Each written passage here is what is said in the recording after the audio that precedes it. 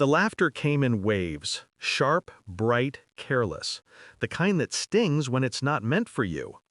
We were at her parents' house. The smell of grilled meat, perfume, and expensive wine hung in the air. I was flipping steaks when she said it. "Who wants to trade my husband?" Her voice was sugar, but her eyes found mine. "He comes with low maintenance and no ambition." The crowd howled. Even her mother clapped. And then, like a knife cutting through applause, her divorced neighbor, Claire, smirked and said, "I'll take him." Laughter again, except hers stopped first. "When should I pick him up?" Claire added, eyes steady, playful, but not joking. The silence that followed was surgical. My wife's smile froze. I turned the steak. Inside me, something small and quiet cracked.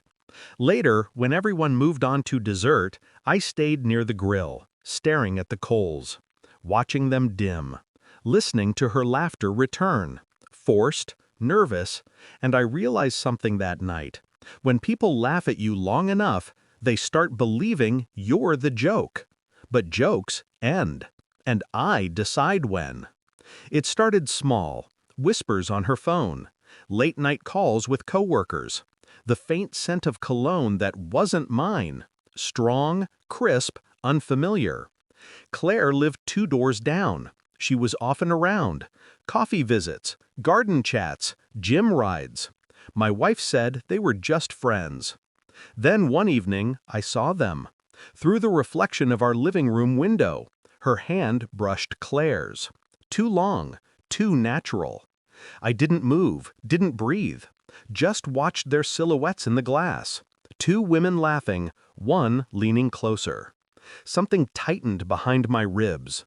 Not rage, something colder, precision. I began listening, carefully, not eavesdropping, observing. Her messages stopped when I entered the room. Her tone changed when she answered calls. Once, I heard Claire's voice through the phone speaker. "Your husband's sweet. You sure you're done with him?" A pause, then my wife's quiet reply, half laughing, half distant, "He's harmless."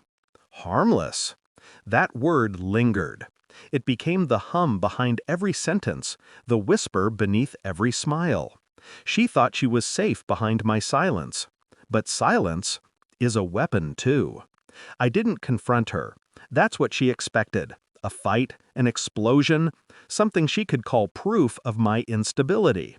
Instead, I observed patterns, times, habits. I synced her phone's backup with mine. A simple, quiet act. She'd never notice. Days passed. Messages appeared. At first, harmless chatter. Then, photos. Dinner tables, wine glasses, a hotel room I didn't recognize. I remember reading one text twice. "Claire, you looked nervous last night. Scared he'd find out?" Her, "He wouldn't even know where to start looking." Wrong. I already had. The next week, I saw a payment from our joint card, boutique hotel downtown. 2 nights, a Friday booking. She told me she'd be at a conference, so I booked the room next door. When she arrived, I watched from the hallway. The way she looked at Claire, relieved, electric. Her laugh was softer than the one she used with me. That night, I didn't confront her. I left, quietly, calmly. The next morning, I requested a copy of the hotel's security footage. Being the building's insurance consultant helped. A week later, I had everything I needed. I didn't sleep much, not because of the betrayal, but because of what came after. Planning requires clarity, and I had never seen my life so clearly. The footage arrived on a USB. I didn't rush. I waited until she invited Claire over for another barbecue. Same backyard, same laughter, same people, different energy.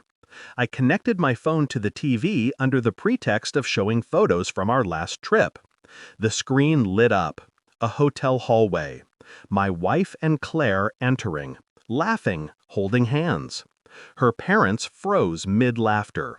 She reached for the remote. Too late. The screen switched again. Her lips on Claire's neck, blurred but undeniable. The silence was pure oxygen. No screams, no excuses, just the sound of her breathing fast, the weight of realization sinking in.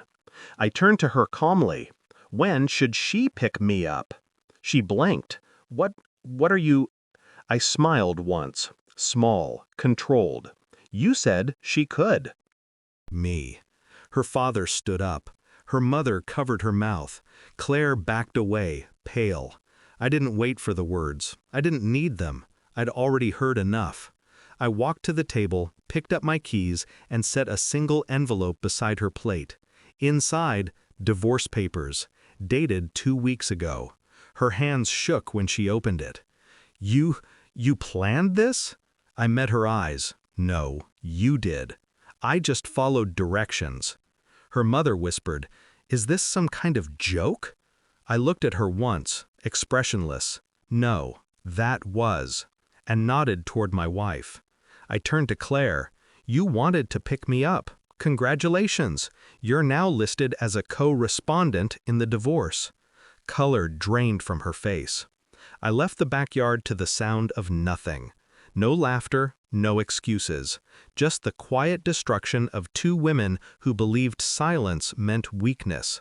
I didn't look back, not once. The air outside felt lighter.